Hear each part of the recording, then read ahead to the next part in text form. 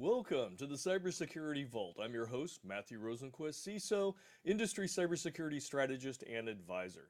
Today, we're going to talk about, how some companies, after being breached, are attempting to shift the narrative of blame away from themselves and sometimes even to their customers. I'll be talking with Christine Bejerasco.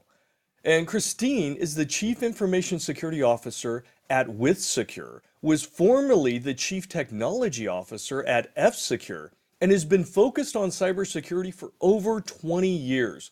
Welcome, Christine. It's great to see and talk with you again. Thank you for coming. Thank you, Matthew, for having me. Now, recently in the news, the DNA sampling company 23andMe had a breach. And in their shareholder lawsuit, interesting enough, they blame the customers for not managing their passwords securely.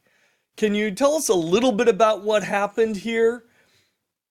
This is it's very interesting when sort of organizations put blame on their customers, but of course the different customers that we are having here may not necessarily have all the cybersecurity trainings and awareness that they need to have when they're using our platforms. So the onus of securing the platforms that we are building should not be on the people that are using them, but should be on us who are building this type of platforms. And of course, there are methods on how we can do this. For instance, in this scenario with 23andMe, on how this particular breach actually happened. Now, this particular attack, it's interesting because it wasn't necessarily the servers of the company that were attacked. This was a reuse of passwords by their customers. So a customer had a password at some other site or service, and they reused that password at 23andMe, and potentially that other site, was hacked, or that data was breached at some point, and the attackers simply reuse those credentials. So I can see on the one side where the company says, well, hey, that's not us. Yes. Right? It's not our server that got breached. This sits with the customer. They should have handled their passwords better. But on the other side, right? I mean, are customers really that savvy? Should companies understand that maybe we need to take extra steps or extra measures just as good practice?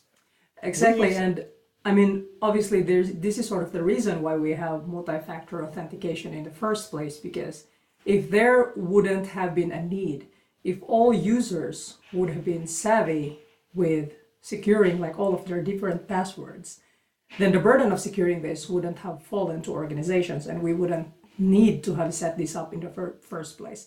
So the sad thing of the matter really is, for this time and age, passwords seem a little bit obsolete for the stuff that we're trying to do, and users do end up, like some people do end up with hundreds of different passwords that they would then end up securing.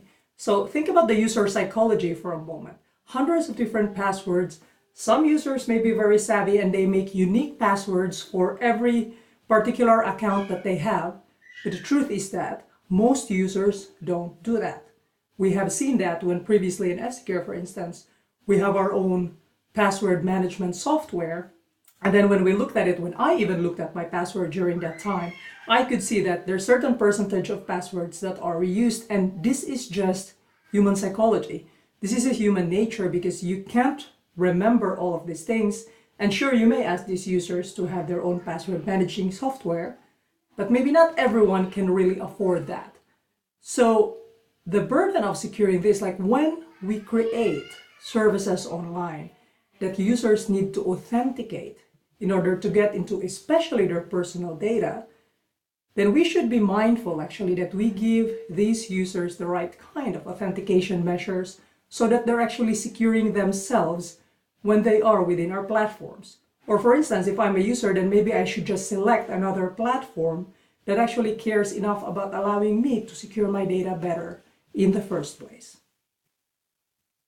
So it sounds like there's, well, a responsibility potentially on both parties here. If you're a customer of these services, there are definitely things that you can do to protect yourself. But on the other hand, it sounds like if you are a professional company, and especially if you're, the caretaker of very sensitive personal or Exactly. private Yeah. data, that there also is an additional responsibility versus just, okay, our server is all right. We need to think a little bit more on the behavior side.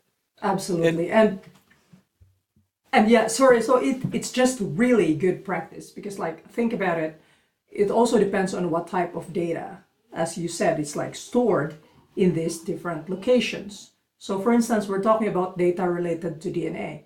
I mean, that's data that throughout my whole lifetime will never change. So essentially, that breach is going to follow me and haunt me for the rest of my life.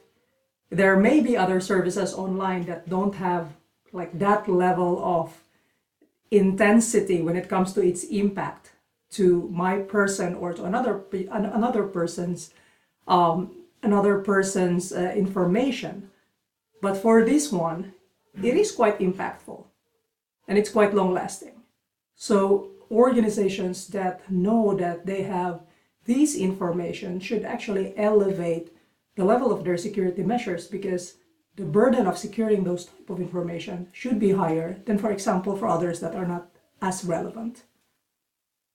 got it. So let's talk again about those companies then, because in your role, you get to talk, you get to advise, you get to collaborate with many companies in many different fields, which gives you kind of an inside track on those good and poor practices you were talking about. And you mentioned some of them, right? You mentioned second factor, multi-factor.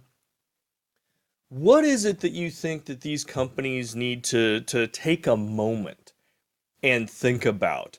Is it just let's just put second factor or multi-factor in and we're good? Is there something beyond that? Is it a way of thinking, or is it just a technology that they should be looking at? I I think you're onto something there because the idea really for security it's not just you slap a technology on it and then you solve security. And this is why we talk quite a bit about secure by design because when people build something, we typically have a tendency to build our technologies and try to conceptualize on how these technologies can be used. What could be the potential use cases? How can this advance certain business cases or personal use cases? But we rarely consider, and sometimes we even fail to really like completely think about how these technologies or how the data behind the scenes could be misused. And if we, at the very fundamental level, when we design these capabilities that we have, these digital capabilities, when we think about how they can be misused, that is already threat modeling at its very basic sense. So just integrating that thinking into the different feature building or capability building things that we do already launches the process of thinking about how to secure certain capabilities, like thinking about this data. How can this be misused? How, for instance, can this database be misused? How can this login page be misused? So a lot of these different entry points towards what you're trying to protect will then be, like people can then conceptualize what are then the protection capabilities I can put in place in order to mitigate or to prevent this misuse. So it's not just about running out and finding the first shiny tool. It sounds like it's more strategic in nature, in understanding, okay, what are the technologies, but also what are those behaviors, right? And what are those processes that wrap all around and you had mentioned kind of, the threat assessment, the risk assessment, and there's many things that kind of blend into that. One of the things that we've been talking a lot about, especially going into 2024, is new regulations about reporting requirements, material cybersecurity events, all those fun things. Do you think that there's going to be more pressure on companies to be able to explain failures like this, even if they're not, absolutely 100% at fault? but to explain those failures and impacts to their customers and shareholders. Do you think that's going to be another challenge here with all this? I do believe that yes, that the pressure is definitely mounting, especially with different regulatory requirements that are coming like all over the world that are being put into place. And of course, these requirements are being put there so that government can start regulating and securing the digital space. And from my perspective, it's long overdue, to be honest, because I mean, a lot of the security measures that we have in our physical dimension have sort of been there, and law enforcement, for instance, would be able to implement certain things. But in our digital space, we have, in the past 20 years, for instance, we have added one technology on top of the other, and we have sort of like expanded this digital dimension and just have all of these third-party different interlinkages. But we don't really have much governance over this, and kind of like everywhere all over the world has different things. But now it's starting to be apparent that more and more of these requirements are now coming into play. And of course, this is good for consumers because it protects and elevates the privacy considerations of the data that they have. But of course, this is heavy for different businesses. And the unfortunate thing, or the fortunate thing about it, is that like our digital dimension is really like the internet is not a place that you go into. It's just composed of different services that different organizations all over the world interconnect with each other, and this is what we have. So how do we make sure that we can elevate the security here? Means that we need to do this one organization at a time. And this is why in these initial stages of putting on some governance on top of this, it's going to be quite heavy. But eventually, I mean, it would be like the GDPR, that it's heavy at the beginning. But then eventually, organizations get used to the idea that, yes, this is personal information of the user. We need to take special considerations with this. Maybe we need to take about this data will not stay here forever and it needs to be deleted. Maybe if data gets deleted, that's one thing we now don't need to secure. So there are different approaches definitely in order to help with compliance as well with these regulations, but I wouldn't discount it. It's not going to be easy, of course, especially at the beginning. So if we blend those things together, right, you're talking about a more strategic viewpoint in understanding where even your customers could be part of that risk equation, that risk calculus. Do you think that's going to reflect in some of the government reportings, right? Those 10K reportings or whatnot. It's not just about these are our defenses, but also we've looked at in a deeper way and realized that there are other threats, including, internals, including customers, including those third-party suppliers you talked about. And then elaborating a little bit more on that forethought and the controls that companies are putting forth out there. Do you think that's going to be part either of the required reporting requirements, or do you think it potentially could just become part of best practice to be able to convey confidence? Of course, it would be great if there is a way to require organizations, for instance, what they are proactively doing to elevate their security posture. Otherwise, everything would just be incident response, which is not how we want to do it, because it's going to be purely firefighting. But with a best practice approach, I think it's good for organizations to have some level of transparency when it comes to this. And I even think that this level of transparency, as consumers, should be seen as a competitive advantage when they are considering one vendor versus another. Because, for instance, if I'm a customer and I look at 2 different vendors or 3, and all else being equal, one of them has a bug bounty program. Where, for instance, if there's something vulnerable that I found or someone else found in their software, it was very easy to report to them. They handle it with a certain specific disclosure policy date, and then they fix these problems. And then it's very easy to communicate with them. I would be more comfortable in working directly with them, because I know that proactively, even without a certain type of requirement, they are already putting this burden upon themselves to ensure that their customers actually continuously get high quality software that have as few security vulnerabilities as possible. So I think like at some point, if users would really want to be mindful of where they're putting their assets, which is their data, then it's good to have these certain types of comparison, so that it's very easy to say that, okay, these three different organizations, I'll pick one because they may have almost the same features, but this one is really like head and shoulders above the others when it comes to security. And that's my hope for these organizations, that a little bit more transparency in that regard would be helpful for them as well. Well, that's a perfect transition, right? Because we've talked about what the businesses should be thinking and potentially regulatory requirements around that. Let's talk about those customers or consumers, right? And you mentioned a great step we can all take. We can put our thinking caps on and evaluate the different options. As consumers, we control the money. We have wallets, Absolutely. and that's a strong vote to motivate companies to act responsibly. So, what are some other things that the consumer should be thinking about or acting that can help them stay out of being victimized like this? Well, I think there should be. I know that it's hard sometimes to read the end user license agreement when users actually join the services. No, I know no. that's horrible, but I mean, of course, for those who want to read it, definitely some of these fine prints could be there, like when it comes to your data and how it's used.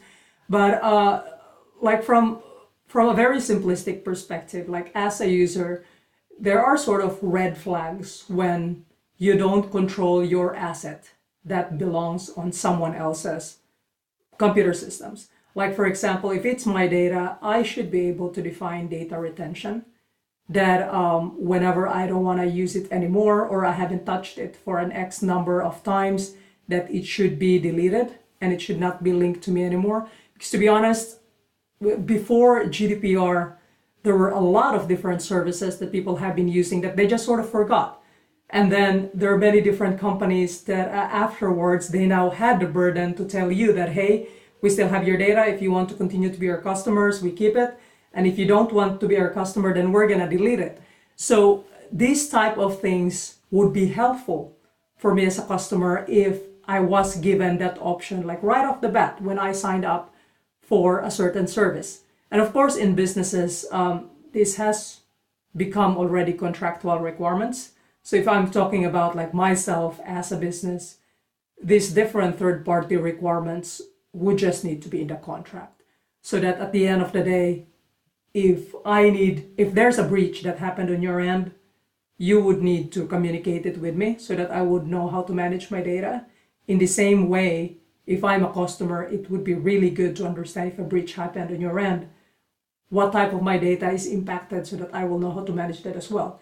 I mean, I would rather that this organization that I signed up voluntarily for be the one contacting me than some threat actor, some cyber criminal telling me that my data is now up for hostage and I need to pay ransom. I mean, that would be a moment that you would end up like waking up and then panicking.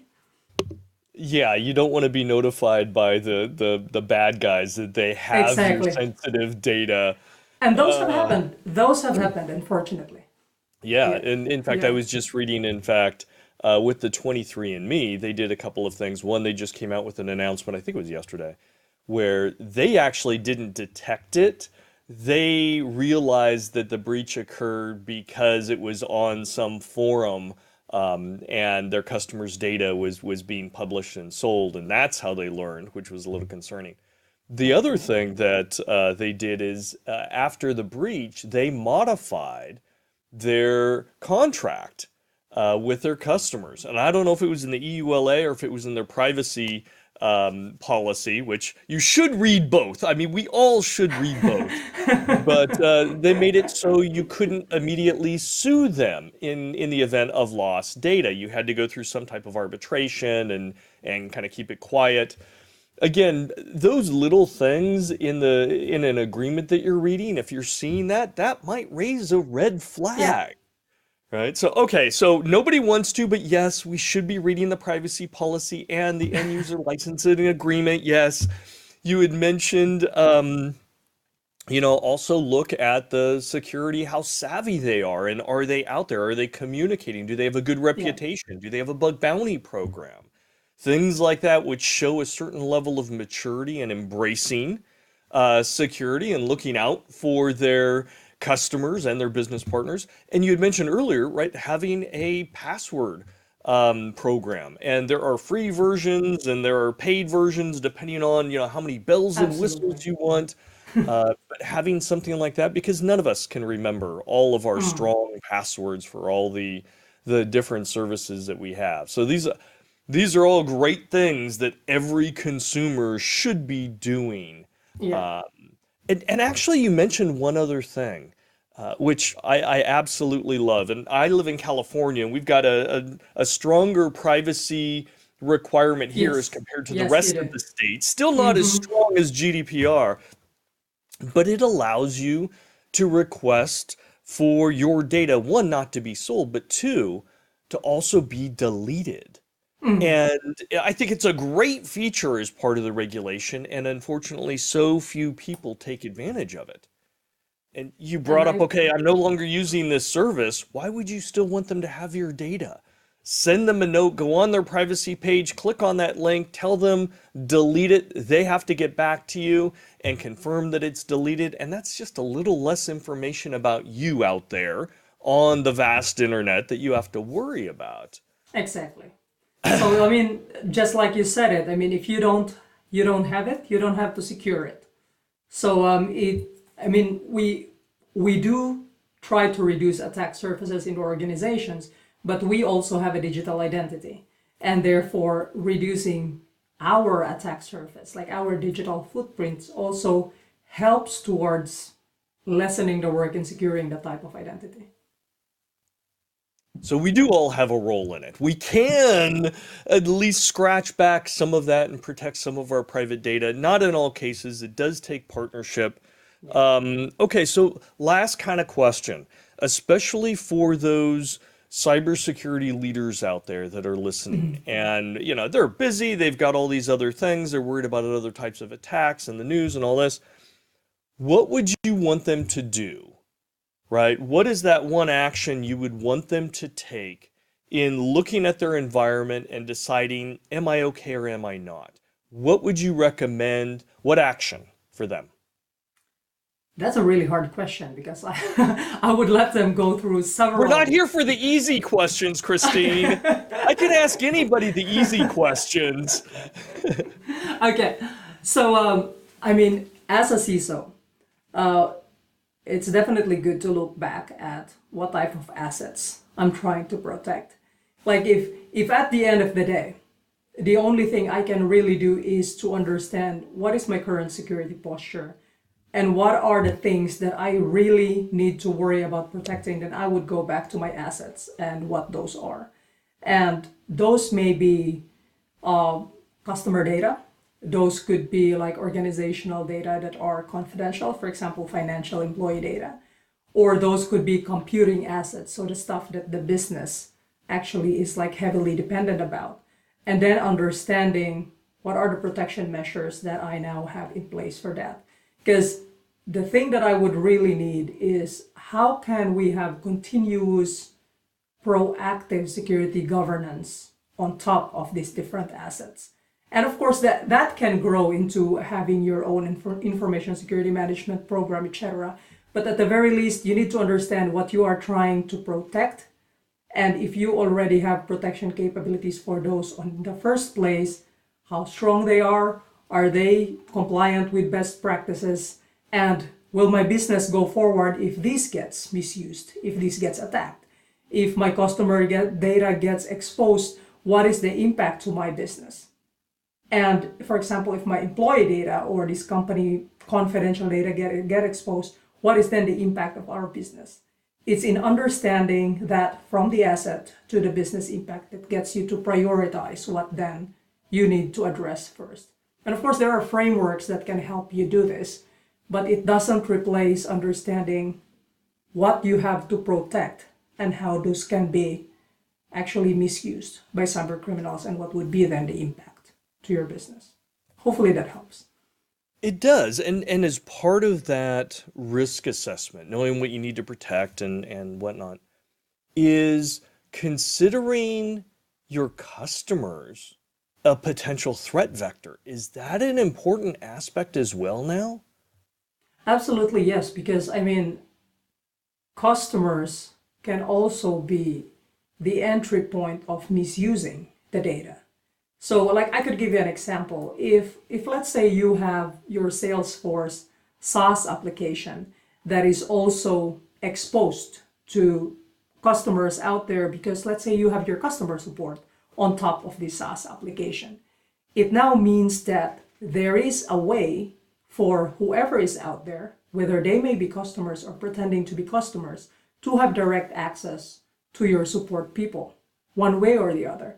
So the question then becomes, how is this platform protected? Do people understand that when they interact here, some people may be validated, some people may not be validated? Are they who they claim they are? So it's in really understanding that what are then these things that you have exposed out there. And of course, this contains customer information because this is your CRM system. And how are you protecting then that information? What are the access controls behind it? Who handles the access controls? Is there a way to validate if there's already misuse? And then the list goes on. But yeah, you're definitely right. I mean, there are a lot of entry points towards the organization now because a lot of the services that we have may not always be inside what we call the traditional perimeter. They may be all over the place out there with our third parties as well.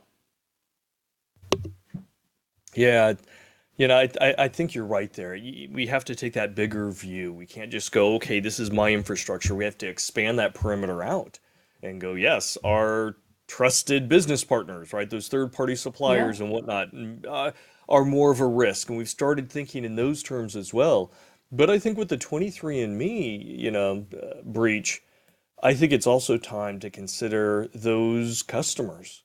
The very customers that you're getting paid by and that you're servicing, they may also be acting in ways that may not secure or fit within your security model, right? If we assume that they're always going to do the Mhm. right thing, we're probably going to lose at some point. We're all going to lose. I mean, we even do that with our employees. Of course, there's a concept of insider attack.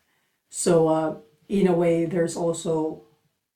it's also definitely good to take a look at like how can a certain customer be a misuser, if you may, of the platform that you are having, rather than using that platform according to the use cases that you have laid out for them. So that's entirely a possibility.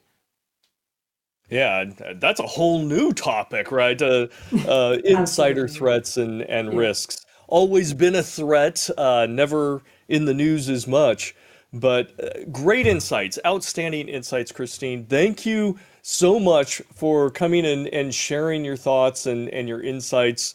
Uh, Very much appreciated. Thank you for having me once again. And thank you all for watching. Be sure to subscribe and catch all the Cybersecurity Vault episodes where we chat with industry leaders like Christine here to dive into the most relevant and interesting cybersecurity challenges, perspectives, and best practices.